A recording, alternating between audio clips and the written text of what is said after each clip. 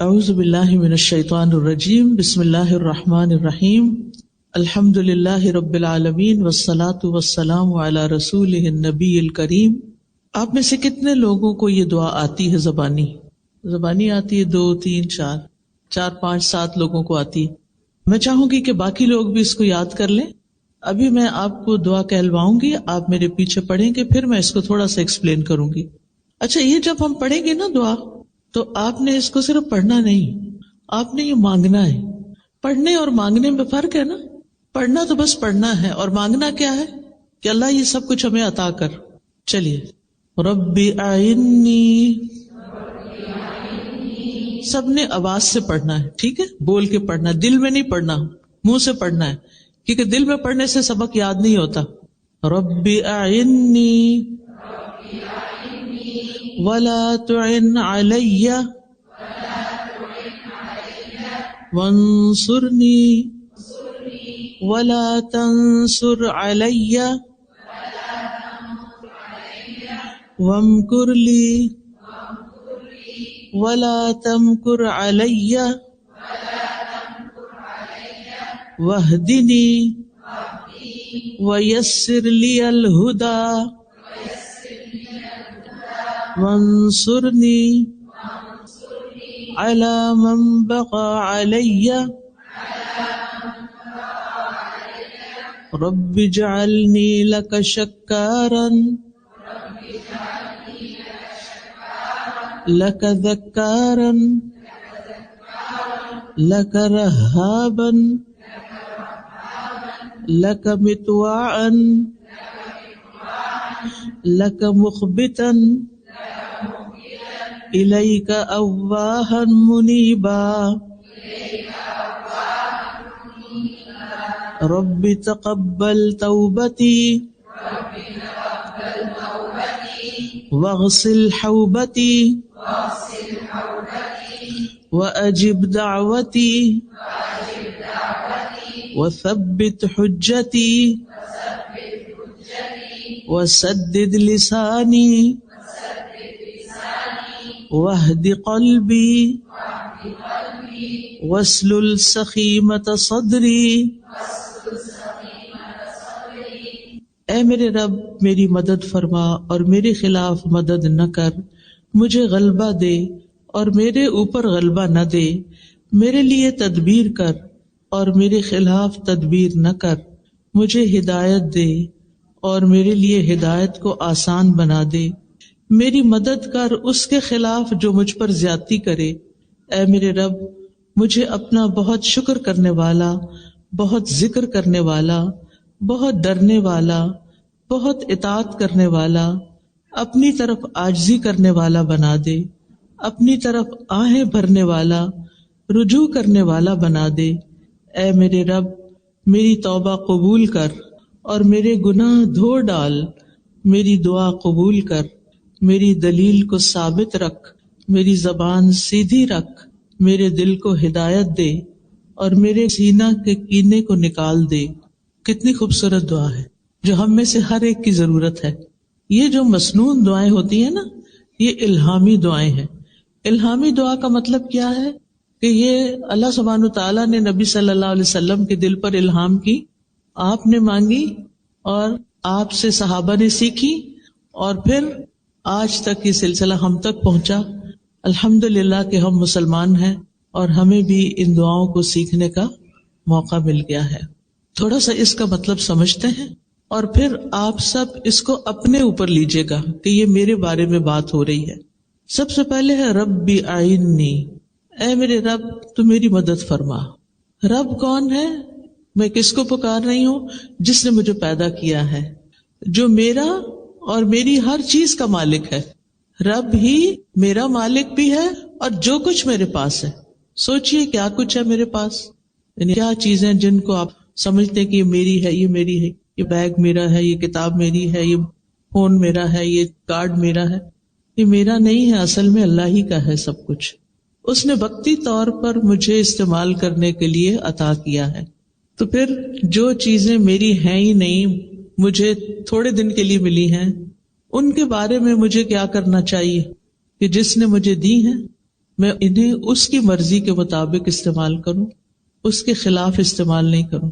تو بہرحال میرا رب جس نے مجھے پیدا کیا وہی میری ساری ضروریات پوری کرتا ہے۔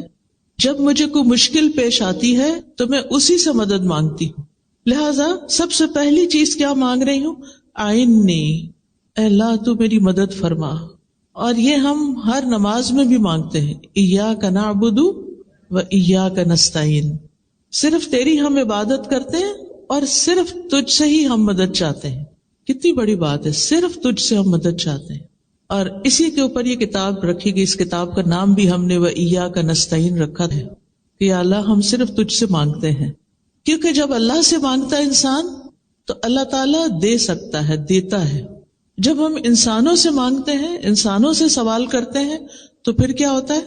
یا تو انسانوں کے پاس ہوتا ہی نہیں، یا انسانوں کے پاس ہوتا ہی نہیں، اور یا پھر ہوتا ہے تو دیتے نہیں، تو پھر کیا ہوتا ہے؟ فرسٹریشن ہوتی ہے نا کہ ہے اور وہ دے نہیں رہے۔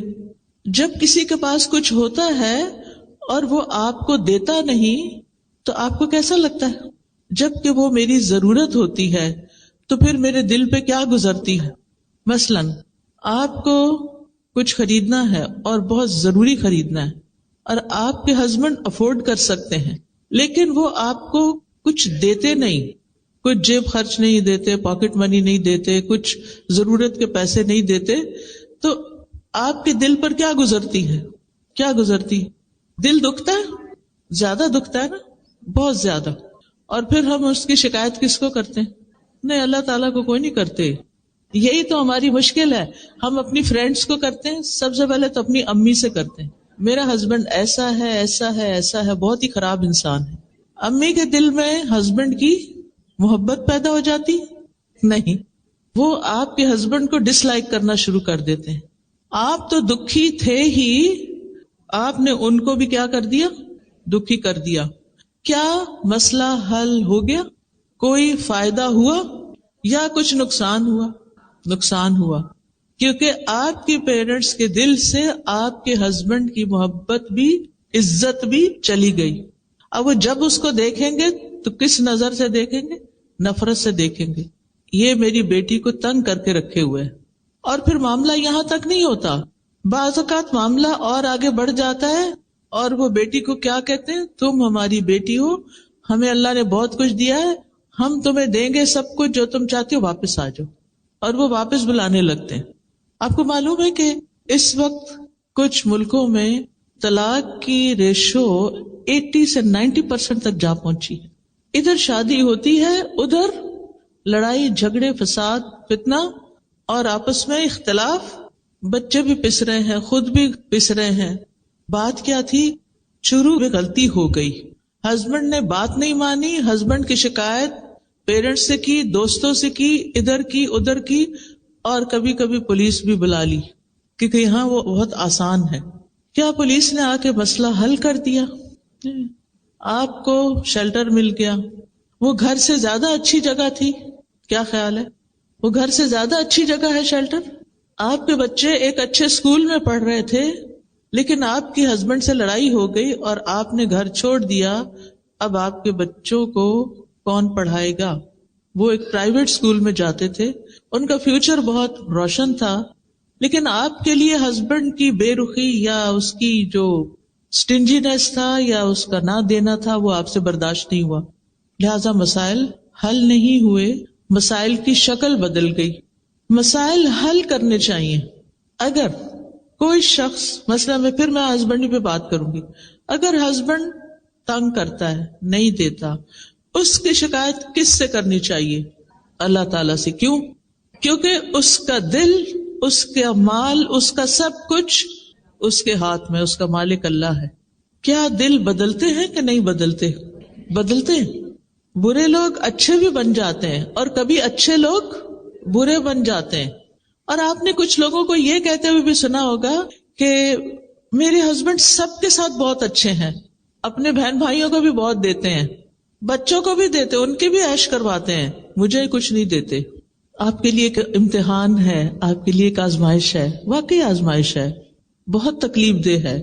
جس شخص کو اللہ نے آپ کا قوام بنایا تھا، جس کے ذمے لگایا تھا کہ وہ آپ کی ضرورت پوری کرے، لیکن وہ نہیں کر رہا، اور آپ کے لیے یہ چیز بہت مشکل ہوگی برداشت کرنا، لہٰذا آپ اس کے ساتھ نہیں رہنا چاہتے. ٹھیک ہے، وہ آپ کی چوائس ہے، لیکن آپ نے وہ نسخہ نہیں استعمال کیا، ابھی وہ رستہ نہیں دیکھا، وہ کام نہیں کیا جو آپ کو کرنا تھا آخری حد تک جانے سے پہلے، اور وہ تھا اللہ سبحانہ وتعالی سے رجوع کرنا، اللہ سبحانہ وتعالی کی مدد لینا، اللہ سبحانہ وتعالی سے تعلق قائم کرنا.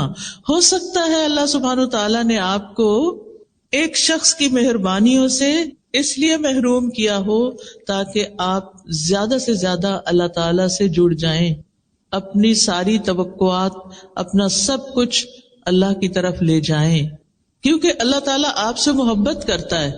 آپ کہیں گے یہ عجیب بات ہے، اللہ تعالیٰ محبت کرتا ہے تو پھر مجھے زیادہ دینا، پھر تھوڑا کیوں دیتا ہے، یا مجھے دلواتا کیوں نہیں لوگوں سے. آپ کو پتہ ہے کہ سب سے بڑی آزمائش کس پہ آتی ہے؟ انبیاء پہ آتی ہے، کیونکہ اللہ تعالیٰ ان سے بہت محبت کرتا ہے. اور یہ اللہ تعالیٰ کا طریقہ ہے کہ جس سے اللہ تعالیٰ محبت کرتا ہے اس کو کسی امتحان میں ڈالتا ہے.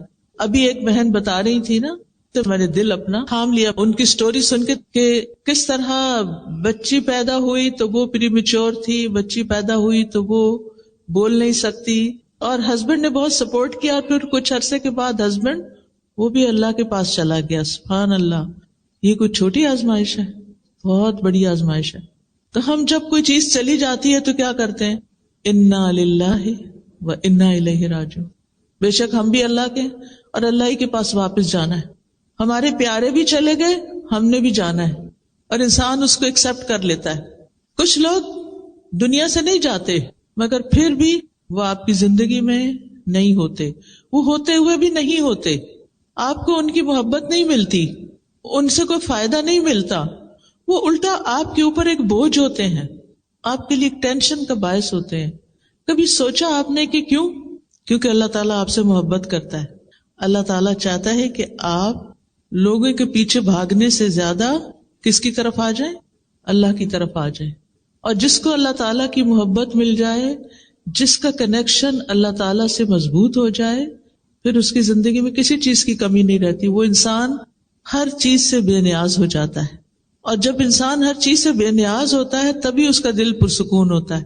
سکون اور خوشی ہم لوگوں میں ڈھونڈتے ہیں، مال میں ڈھونڈتے ہیں، اولاد میں ڈھونڈتے ہیں. یہ وقتی سہارے ہیں، یہ سب کچھ وقتی سہارا ہے. چند دن کی بات ہے، ہم نے انہیں چھوڑ کے جانا ہے یا انہوں نے ہمیں چھوڑ دینا ہے، اس میں سے کچھ بھی ہمارے ساتھ نہیں جائے گا. لیکن اگر ابھی سے آپ نے اپنا تعلق، اپنا ریلیشن شپ اللہ سبحانہ وتعالیٰ سے اسٹرانگ کر لیا تو وہ آپ کو نہیں چھوڑے گا، آزمائے گا ضرور. یہ یاد رکھیں، ہم سب چاہتے ہیں کہ اللہ تعالیٰ ہم سے محبت کرے، اور ہم سب چاہتے ہیں کہ ہم بھی اللہ تعالیٰ سے محبت کریں، اور یہ محبت بہت زیادہ ہو. لیکن اس محبت کی قیمت ہے، اور وہ ہے آزمائش، کہ جب محبت ہوگی تو پھر آزمائش آئے گی. اور جو شخص اس کو ایکسپٹ کر لے گا کہ یہ میرے فائدے میں ہے، اللہ تعالیٰ اس کے دل کو ہدایت دے دے گا، اس کی رہنمائی کر دے گا. اور جو ایکسپٹ نہیں کرے گا، اللہ سے ناراض ہوگا، اللہ تعالیٰ اس سے ناراض ہو جائے گا. جو مشکل وقت میں اللہ سے مدد مانگے گا، اللہ اس کی مدد کرے گا. جو اللہ سے راضی ہوگا، اللہ تعالیٰ اس سے راضی ہوگا. جو اللہ سے ناراض ہوگا، اللہ تعالیٰ اس سے ناراض ہوگا. اب یہ آپ کی چوائس ہے، آپ کیا چاہتے ہیں؟ کہ وہ راضی ہو یا ناراض ہو؟ کیا چاہتے ہیں؟ راضی ہو. تو پھر ہمیں بھی کیا کرنا ہے؟ تقدیر کے فیصلوں پر راضی ہونا ہے. زندگی میں آنے والی مشکلات کو ایکسپٹ کرنا ہے، تکلیف دہ راستوں کو قبول کر لینا ہے، اور ہر تکلیف کے موقع پر یہ سوچنا ہے کہ اللہ تعالیٰ مجھ سے محبت کرتا ہے، اس لیے اس نے مجھے اس امتحان میں ڈالا ہے. یہ اس کی محبت کی علامت ہے. کیونکہ یہ بات میں اپنے سے نہیں کہہ رہی، یہ حدیث میں آتا ہے کہ اللہ جس سے محبت کرتا ہے اس کو آزما لیتا ہے. کیوں آزماتا ہے؟ اس لیے آزماتا ہے تاکہ پتہ چلے یہ اپنی محبت میں کتنا سچا ہے. یہ محبت صرف باتوں کی حد تک ہے یا اس سے آگے بھی ہے؟ اور جب کوئی اس ٹیسٹ کو پاس کر لیتا ہے تو پھر اس کے گریڈز وہی رہتے ہیں یا اوپر جاتے ہیں؟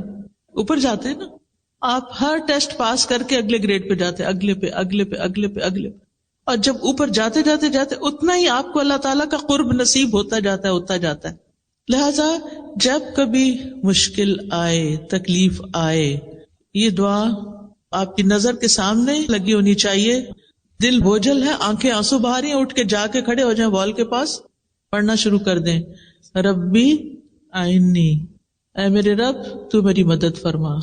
میں لونلی فیل کرتی ہوں، میں بے سہارا ہوں، میں تنہا فیل کرتی ہوں اپنے آپ کو، مجھے لگتا ہے میرا کوئی بھی نہیں، کوئی مجھے انڈرسٹینڈ نہیں کرتا، کوئی میری بات نہیں مانتا، میرے لیے سارے دروازے بند ہو گئے ہیں، مجھے کوئی راستہ نہیں ملتا. اللہ تو میری مدد فرما. ربی آئینی، اپنی اطاعت پر میری مدد فرما، مشکل وقت میں صبر پر میری مدد فرما. میرے فائنینشیل میٹرز بہت مشکل میں آ گئے ہیں، مالی معاملات بہت تنگ ہو گئے ہیں، رزق تنگ ہو گیا ہے، اللہ میری مدد فرما. اللہ اچانک یہ مصیبت آ گئی ہے، ربی آئینی، میرے رب میری مدد فرما، میں تیری مدد کا محتاج ہوں. اور پھر ولا تعن علیہ، میرے خلاف، میرے مقابل کی، میرے مخالف کی مدد نہ کر. ہر انسان کو کسی نہ کسی مخالفت، دشمنی سے واسطہ پڑتا ہے، ہوتا ہے نا. کبھی وہ آپ کے گھر میں ہی ہوتے ہیں لوگ، اور کبھی وہ لوگ باہر ہوتے ہیں. کسی نہ کسی کے ساتھ آپ کا پرابلم، کوئی نہ کوئی ایشو بن ہی جاتا ہے. پھر آپ اس سے خوف کھانے لگتے ہیں کہ آپ پتہ نہیں کیا کریں گے. کل ایک بچی کا مجھے میسج آیا، بہت ہی ٹیلنٹڈ اور بہت ماشاءاللہ قابل بچی، الہدا کی گریجویٹ تھی، یونیورسٹی میں پڑھا رہی. تو اس کی پروموشن کا وقت تھا، تو کچھ لوگ خواہ اس کے پیچھے پڑ گئے، اس کے حجاب کی وجہ سے اور اس کے کچھ ایسی چیزوں کی وجہ سے. تو اس کو تنگ کرنا شروع کر دیا، اس کو ڈیلے کرنا شروع کر دیا اس میں کہ اس کو پروموٹ نہ کریں. اب وہ بہت بیچاری پریشان تھی. اب آپ دیکھیں کہ ہم میں سے ہر ایک پر ایسی پریشانیاں آتی ہیں کہ جب ہمیں مدد چاہیے ہوتی ہے، لیکن صرف اتنی بات کافی نہیں ہوتی، ہمیں یہ بھی چاہیے ہوتا ہے کہ اللہ جو میری مخالفت کر رہے ہیں نا، جو میرے پیچھے پڑے ہوئے ہیں، آپ ان کی مدد نہیں کرنا. یہ دعا چاہیے آپ کو کہ اللہ میرے مخالف کی مدد نہیں کرنا، میری مدد کرنا. ربی آئینی ولا تعن علیہ، جو مجھ پہ چڑھائی کر رہا ہے نا، جو مجھ پہ الزام تراشی کر رہا ہے، جو میرے ساتھ زیادتی کر رہا ہے، اللہ آپ اس کی مدد نہیں کریں. تو اس طرح ایک دعا کمپلیٹ ہو جاتی ہے اور آپ کانفیڈنٹ ہو جاتے ہیں اللہ تعالیٰ سنے گا اور میں اس مشکل سے باہر نکل جاؤں گی. وانصرنی، اور میری مدد کیجیے، ولا تنصر علیہ، اور میرے خلاف، میرے مخالف کی مدد نہیں کیجیے. جو مجھے ستا رہا ہے، جو مجھے تنگ کر رہا ہے، آپ اس کی مدد نہیں کرنا، میری مدد کرنا. تو آپ تبھی پروٹیکٹڈ ہوں گے نا جب ایک طرف آپ کو مدد ملے گی اور دوسری طرف جو آپ کے خلاف جا رہا ہے اس کی مدد نہیں ہوگی کہ آپ کو وہ مزید تنگ کرے، ستائے، پریشان کرے. پھر وَامْكُرْ لِي وَلَا تَمْكُرْ عَلَيَّ، آپ میرے لیے تدبیر کیجئے اور میرے خلاف تدبیر نہ کیجئے. میرے لیے تدبیر کیجئے یعنی میرے حق میں. اللہ تعالیٰ رب ہے نا، تو وہ رب کا معنی کیا پڑا ہوا ہے آپ نے یہ بتائیے؟ خالق، مالک اور مدبر. اللہ تعالیٰ خالق ہے، پیدا کیا، میری ہر چیز کا مالک ہے، اور میرے سارے معاملات کی تدبیر بھی وہی کرتا ہے، میرے لیے وہی پلان کرتا ہے. آج مجھے صبح کسی نے کہا یوں لگتا ہے اللہ تعالیٰ آپ کے لیے ساری پلاننگز کرتا ہے. میں نے کہا اس میں کوئی شک نہیں ہوتا، سب کے لیے کرتا ہے، اور یہ حقیقت ہے، لیکن ہم اس کو محسوس نہیں کرتے کیونکہ ہم شکر ادا نہیں کرتے. جو ہمیں ملتا ہے وہ ہمارے فائدے کا ہوتا ہے، لیکن ہمیں اس کی قیمت ہی نہیں پتا ہوتی. بعض اوقات ایسا ہوتا ہے نا کہ کوئی شخص آپ کو گفٹ دیتا ہے، بظاہر وہ ذرا سمپل سا لگتا ہے لیکن ہوتا بہت اوریجنل ہے، بہت ایکسپینسو ہوتا ہے. آپ کو بیچاروں کو پتہ ہی نہیں کہ اس کی قیمت کیا ہے. آپ کیا کرتے ہیں؟ اٹھا کے رکھ دیتے ہیں یا کسی کو آگے چلا دیتے ہیں، اور پھر آپ کو کوئی بتا دے تو پتا وہ چیز کتنے کی تھی. آپ کہتے ہیں اچھا یہ تھی اس کی قیمت. پھر آپ ہاتھ ملتے، اوہ میں نے تو قدر ہی نہیں کی. تو اللہ سبحانہ و تعالیٰ مختلف طریقوں سے ہماری مدد کرتا ہے، ہمارے لیے پلان کرتا ہے، لیکن ہم اس کی قدر نہیں کرتے، ہم اس کو اپنے خلاف سمجھتے ہیں. تو آپ یہ دعا مانگتے رہیے کہ اللہ تعالیٰ آپ کی تدبیر میرے حق میں ہو، میرے خلاف نہ ہو. کیونکہ یدبر الامر من السماء الى الارض، آسمان سے زمین تک کے سارے معاملات کی تدبیر وہ کرتا ہے، اصل پلاننگ اس کی ہوتی ہے. اس کے بعد وہدنی، اور آپ میری رہنمائی کیجئے. آپ کو کس کس چیز میں رہنمائی چاہیے ہوتی ہے؟ صرف دین کے معاملے میں؟ ہر معاملے میں. مثلا اس کورس میں آپ نے داخلہ لیا جس میں آپ نے گریجویٹ کیا، ہو سکتا ہے آپ کے وہم و گمان میں بھی نہ ہو، آپ کو خیال بھی نہ ہو، اور اچانک کہیں سے کسی نے بتا دیا اور آپ بس ایسے ہی چلے آئے، اور پھر آپ کو اللہ کی کتاب کی سمجھ مل گئی. تو یہ کس نے گائیڈ کیا تھا؟ اللہ نے اصل میں کیا تھا، اور کسی کو بھیجا تھا آپ کی رہنمائی کے لیے کہ وہ آپ کو کنونس کر لے کہ یہ کر لو. لیکن ہم اس کو بلیسنگ نہیں سمجھتے کہ کسی نے مجھے بتایا، بلکہ بعض اوقات ہم اوفینڈ ہو جاتے ہیں. میرے اندر تمہیں کیا کمی نظر آتی ہے کہ تم مجھے کہتی ہو کہ کورس کر لو، قرآن پڑھ لو، تم بھی پڑھ لو، تم بھی پڑھ لو. آئی ایم پرفیکٹ، میں سب ٹھیک ہے، میرا کچھ مجھے مشکل نہیں. کیونکہ اللہ تعالیٰ کی رہنمائی بعض اوقات دل میں آتی ہے ڈائریکٹ، بعض اوقات کوئی انسان آ کے بتاتا ہے، بعض اوقات ہم کسی کتاب سے کوئی چیز پڑھتے ہیں تو ہمیں سبق مل جاتا ہے، بعض اوقات ہم کوئی لیکچر سن رہے ہوتے ہیں اور اس میں ہمیں رہنمائی مل رہی ہوتی ہے. اللہ تعالیٰ کی رہنمائی دینے کا، گائیڈنس دینے کا مختلف طریقہ ہوتا ہے. ہم نہیں سمجھتے کہ یہ چیز ہمارے لیے کتنی ویلیوبل ہے. تو ہم یہ مانگتے رہیں کہ اللہ تعالیٰ آپ مجھے ہدایت دیجیے. وَيَسِّرْ لِيَ الْهُدَى، اور ہدایت کو میرے لیے آسان کر دیجیے. جو راستہ میرے لیے صحیح ہے، میرے لیے اس راستے پہ چلنا اور منزل تک پہنچنا آسان ہو جائے. لندن کی ٹریفک تو لندن والوں کو خوب پتا ہے. جو ہی گاڑی میں بیٹھتے ہیں تو دعا کرتے ہیں کہ اللہ راستہ آسان ہو، ٹریفک نہ ملے، ٹائم پر پہنچ جاؤں. تو زندگی صرف ٹریفک کی مشکل نہیں ہے، بلکہ اس میں بہت ساری اور چیزیں بھی ہیں جس کے لیے آپ کو ہدایت میں آسانی چاہیے کہ اللہ تعالیٰ میرے لیے اس راستے کو، زندگی کے راستے. اچھا، ہدایت کا معنی بھی آپ کو میں نے کئی دفعہ قرآن مجید میں ایکسپلین کیا ہوا ہے. اس میں ایک آتا ہے راستہ دکھانا، دوسرا ہے اس پر چلانا، اور تیسرا ہے منزل تک پہنچانا. تو اللہ سبحانہ تعالیٰ سے ہم دعا کرتے ہیں کہ یا اللہ جو چیز ہمارے حق میں بہتر ہے وہ ہمیں دکھا بھی دے، پھر اس کو لینے کے لیے چلا بھی دے، اور پھر ہم اس کو کمپلیشن تک لے کے جائیں جیسے آپ لوگ آج لے کے بیٹھے ہوئے. یہ صرف اللہ کی توفیق سے ہوا ہے کہ آپ نے اپنے کورسز مکمل کر لیے، پورے قرآن کو پڑھ لیا یا جس حدیث کو پڑھ لیا، جو بھی آپ نے ارادہ کیا اللہ نے آپ کو یہاں تک پہنچا. یہ دراصل کیا تھی؟ اللہ کی دی ہوئی رہنمائی تھی جو آسانی ہوئی آپ کے لیے، مشکلات کے باوجود آسانی ہو گئی. وَانصُرْنِي عَلَىٰ مَن بَغَىٰ عَلَيَّ، یا اللہ جو مجھ پر زیادتی کرے اللہ اس کے خلاف میری مدد کیجیے. بغاوت بغی سے ہے، بغی کا مطلب ہے تو سرکشی کرنا. آج کل تو اور کون سرکشی کرے گا؟ اپنی اولاد ہی کافی ہے سرکشی کرنے کے لیے، ہے یا نہیں؟ کوئی جگہ ایسی نہیں جہاں میں گئی ہوں اللہ کے اذن سے اور مجھے یہ مسئلہ نہ بتایا گیا ہو کہ بچے بات نہیں مانتے، ٹین ایجرز بات نہیں مانتے، بڑے بچے ہاتھوں سے نکل گئے ہیں، بڑے ہوں یا چھوٹے ہوں. کل میرا پوتا مجھ سے ملنے کے لیے آیا تو میں اس کی سارا جائزہ لے رہی تھی، کرتا کیا ہے، اس چیز کو پکڑ، اس کو چھیڑ، جس چیز سے روکے. وہ پہلے یہ ہوتا تھا کہ وہ منع ہو جاتا تھا، اب ریزسٹ کرتا ہے کہ نہیں یہ چاہیے مجھے. اور اسی طرح پانی کا جگ رکھا ہوا تو اس نے پکڑا تو میں نے کہا میں لے لیتی ہوں اس سے. اتنے زور سے اس نے مجھ سے کھینچا کہ میرے ہاتھ سے چھوٹنے لگا تھا سب کچھ. تو میں نے کہا 1 سال چند مہینے کا بچے میں اتنی اللہ نے طاقت رکھی ہے اور اس طرح اس کے اندر ریزسٹنس ہے، اللہ اس کو نیک بنائے اور ہدایت پر رکھے اور یہ طاقت ہدایت پر استعمال ہو. ورنہ آپ دیکھیے کہ یہ بڑے بچوں کا مسئلہ نہیں ہے، جن ماؤں کے بچے چھوٹے ہیں وہ الگ مشکلات کا شکار ہیں ان کے پیچھے بھاگ بھاگ کے، کیونکہ اولاد آزمائش ہے، اس کو ہمیں ایکسپٹ کر لینا چاہیے. اور کیا ہم اپنے والدین کے لیے آزمائش نہیں تھے؟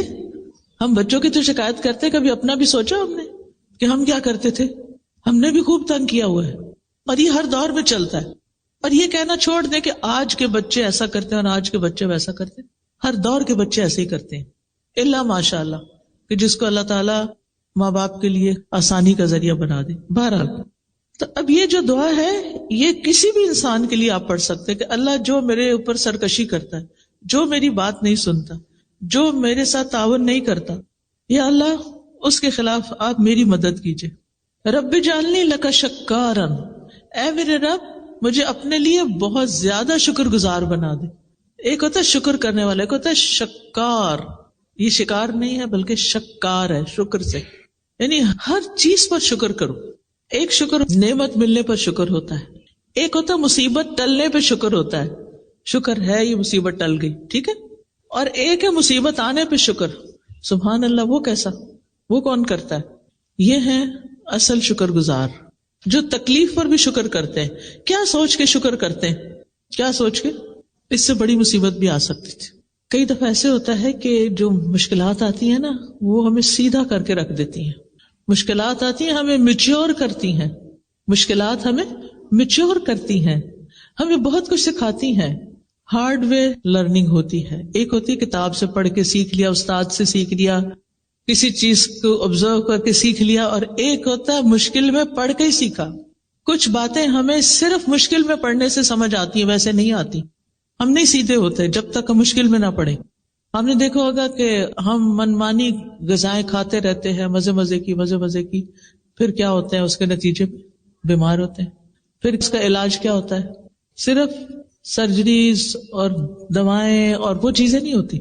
حکمت میں تو پرہیز علاج سے بہتر ہوتا ہے۔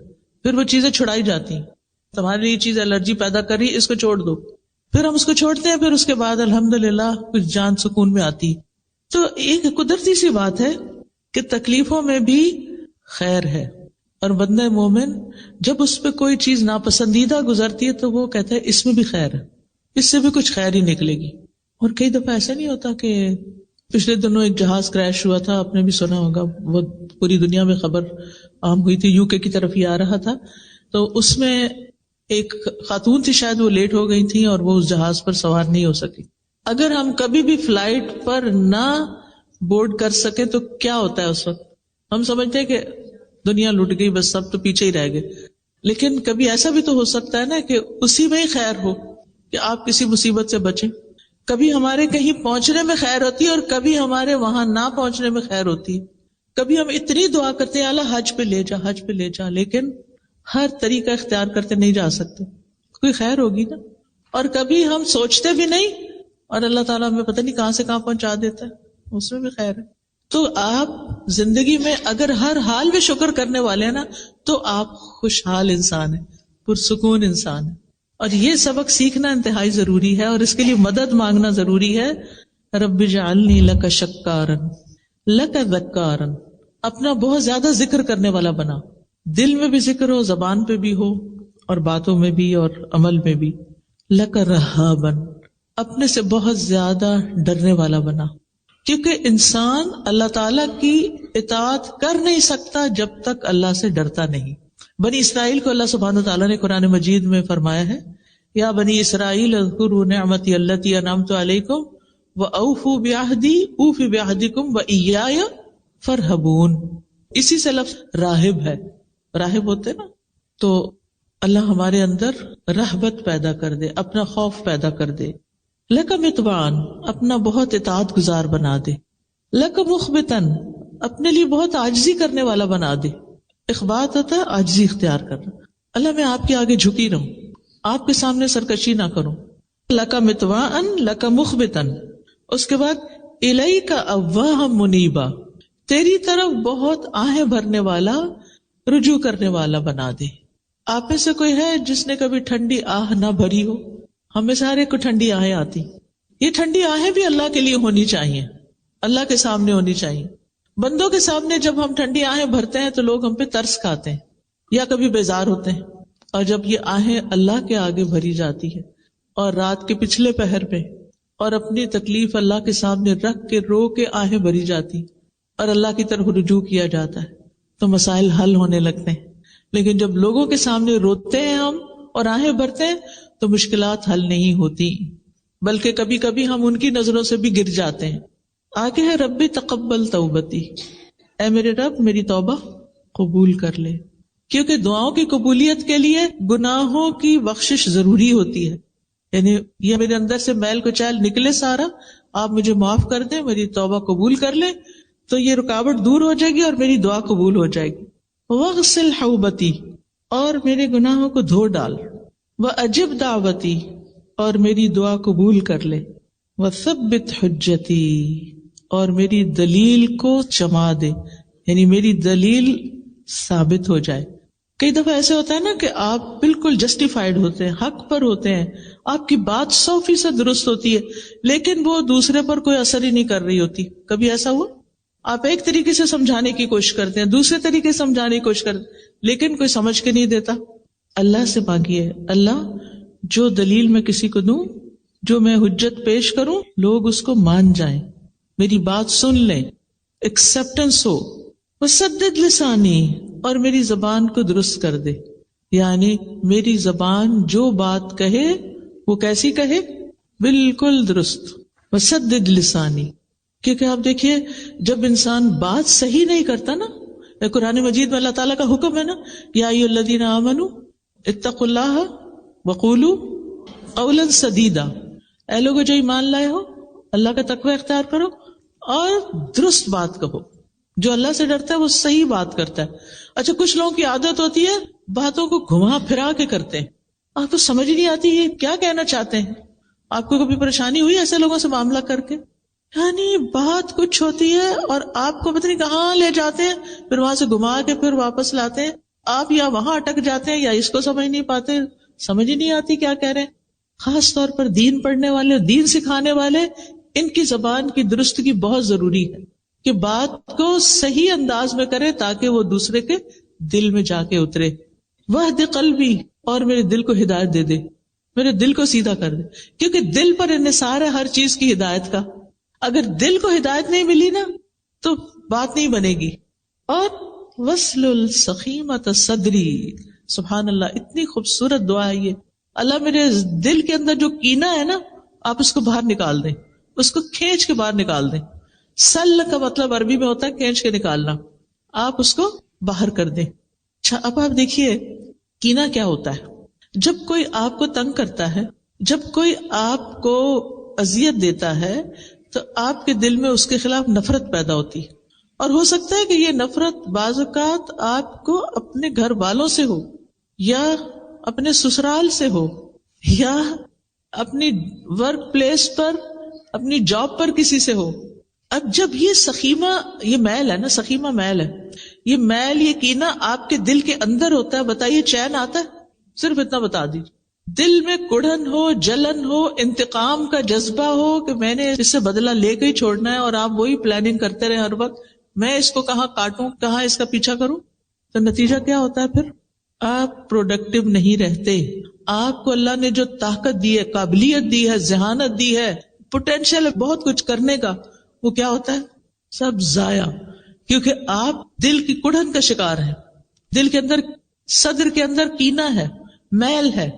آپ دیکھیں قیمتی سے قیمتی کپڑے کی اگر میل نہ نکلی ہوئی ہو تو کیسا لگتا ہے؟ کسی بھی چیز کی، کوئی بھی چیز آپ دیکھیں جو میلی ہوتی، چاہے فلور ہو، کارپٹ ہو، برتن ہو، اچھا نہیں لگتا. اور اگر یہ میل دل کے اندر گھسی ہوئی ہے تو پھر آپ کو سکون نہیں آ سکتا، آپ خوش نہیں رہ سکتے. آئینہ ہے نا دل، کہتے ہیں نا دل کو آئینہ. آئینہ کس کو کہتے ہیں؟ میرر، شیشے کو، ٹھیک ہے. تو آئینہ گدلا ہو تو اچھا لگتا ہے یا چمکتا ہو تو اچھا لگتا ہے؟ آئینے میں اگر چھوٹی سا بھی اسپاٹ بھی لگا ہو نا تو کیا ہوتا ہے؟ وہ چپتا رہتا ہے. کھانا کھا رہے ہیں نا، کہیں ہاتھ لگ گیا نا، اچھا کھانا کھا رہے ہیں، دھیان بس وہیں جا رہا ہے، گلاس گندا ہے، گلاس گندا ہے، گلاس گندا ہے، آپ اس سے چھٹکارا نہیں پا پاتے. جو لوگ صفائی پسند ہوتے، جو نہیں ان کو نہیں پرواہ، وہاں سب چلتا ہے. تو اب آپ نے کیا کرنا ہے کہ اللہ میرے دل کو اتنا صاف کر دے، شفاف کر دے، آئینہ چمک اٹھے، اور میں ایک پرسکون زندگی بسر کروں. تو یہ تھی آج کی دعا. یہ چند مثالیں میں نے آپ کو دی ہیں، لیکن باقی آپ اپنی زندگی کو اس سے ریلیٹ کریں کہ کہاں کون سی چیز آپ کی ضرورت ہے. کوئی بھی مسئلہ پیش آیا ہے، آپ دکھی ہیں، غمگین ہیں، پریشان ہیں، دعا نہیں یاد، اسی لیے کارڈ ساتھ دیا ہے، نہیں یاد، یاد کر لیں. نہیں یاد ہوتی، حافظہ کمزور ہے، کہیں سجا لیں. آپ دیکھیں وہ چھوٹے چھوٹے فریم ملتے ہیں نا، اسی لیے اس کو خوبصورت کارڈ پہ چھاپا گیا تاکہ آپ کیا کریں، ڈیکوریشن پیس بنا کے رکھ لیں، بیڈ سائڈ ٹیبل پہ لگا دیں، جہاں آپ بیٹھتے ہیں اسٹڈی ٹیبل پہ لگا لیں، کہیں بھی، تاکہ آپ اس کو مانگتے رہیں. وَلَمْ أَكُمْ بِدُعَائِكَ رَبِّ شَقِيًّا، اے میرے رب تجھ سے دعا مانگ کر تو میں کبھی بھی نامراد ہوا ہی نہیں. سب کچھ مل جاتا ہے. تو یہ کچھ اور بھی دعاؤں کی کتابیں ہیں، جیسے یہ وَإِيَّاكَ نَسْتَعِينُ ہے، پھر اسی طرح یہ قرآنی اور مسنون دعائیں ہیں، اور تسبیحات کی فضیلت ہے، اور یہ کچھ اپ کمنگ کورسز آ رہے ہیں جس کی تفصیل یہ لوگ آپ کو خود بتائیں گے، ان میں آپ جوائن کر سکتے ہیں. اور اگر آپ نہیں بھی کر سکتے تو آپ کیا کریں، شیئر کریں. یس، اپنے لیے ایک بندہ صدقہ جاریہ کا ڈھونڈ لیں، کسی اور کو یہ کورس جوائن کرا دیں. اگر کوئی اپنے فائنینشیل سرکمسٹانسز ہارڈ شپس کی وجہ سے نہیں کر پاتا تو آپ اس کو اسپانسر کر دیں، وہ آپ کے لیے صدقہ جاریہ بن جائے گا. کسی نہ کسی سے بات کریں. اگر کوئی آپ کی وجہ سے اس رستے پر آ جاتا ہے تو آپ کے لیے سرخ قیمتی اونٹوں سے بھی زیادہ بڑی دولت ہے. یہ بات آپ نے حضرت علی رضی اللہ عنہ کو فرمائی تھی کہ اے علی، تمہارے ذریعے ایک بندہ ہدایت پا جائے تو یہ سرخ قیمتی اونٹوں سے بھی زیادہ بڑی دولت ہے، مرسڈیز سے زیادہ بہتر ہے. تو اللہ سبحانہ تعالیٰ سے دعا ہے کہ اللہ تعالیٰ ہمیں اس پر عمل کرنے کی توفیق دے. میں اس کو ایک دفعہ اور مانگوں گی تاکہ آپ مانگ سکیں. پہلے تو آپ نے سمجھے بغیر پڑھی تھی نا، اب آپ نے صرف آمین کہنا ہے اس پر، ٹھیک ہے؟ آپ نے بولنا نہیں میرے ساتھ، میں بولوں گی اور آپ نے آمین کہنا ہے. رب اعنی ولا تعن علی وانصرنی ولا تنصر علی وامکر لی ولا تمکر علی واہدنی ویسر لی الہدی وانصرنی علی من بغى علی رب اجعلنی لک شکارا لک ذکارا لک رہابا لک مطواعا لک مخبتا الیک اواہا منیبا رب تقبل توبتی واغسل حوبتی واجب دعوتی وثبت حجتی وسدد لسانی واہد قلبی واسلل سخیمۃ صدری. آمین.